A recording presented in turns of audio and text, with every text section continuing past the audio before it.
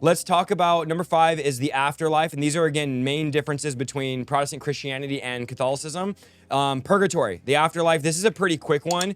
Christians believe there's a literal heaven and hell. And when a Christian dies, they go to heaven. When an unbeliever dies, they go to hell. That's what the Bible teaches. There's no middle ground. There's no place that you go to wait. And so Catholics believe that those who die don't directly go to heaven or hell, but you go to a place called purgatory for further purification through pain. How long somebody goes to purgatory depends on things like prayers offered, financial donations by people still alive, and oftentimes Catholics will try to give money to get a deceased person out of purgatory quicker. This is something we don't see in the Christian church. The Bible says in 2 Corinthians 5:8, we are confident and we are pleased that rather to be absent from the body is to be present with the Lord. The Bible only always teaches the moment you die, you either go to heaven or you go to hell. You are judged. There's no middle ground. There's no waiting room. It's just not biblical. It's not biblical.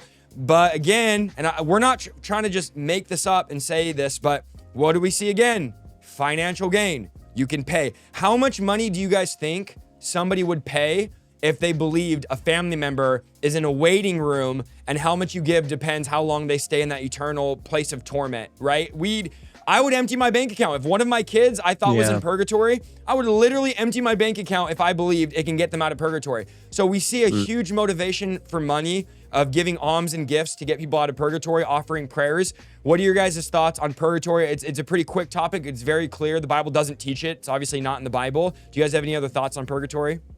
Well, the book of Psalms, I don't know exactly which Psalm it is, but I'll put it later in the chat room for further reference. But it's very clear and explicit when it says that no one can make a ransom for a soul, which means no one can buy a soul from wherever their destination is from beyond the grave. And it's actually written in the book of Psalms. So I think the Bible is very self-explanatory that once they cross over from this life into beyond the grave, that destination is set and it's eternal. This is why the book of Hebrews calls it the doctrine of eternal judgment, which means once they cross over, that's it. They will either go to either heaven or they will either go to hell. But there is no middle ground there. And on top of that, and even if there was, the book of Psalms actually has a biblical reference that says no one can actually buy a soul. No one can ransom a soul from wherever their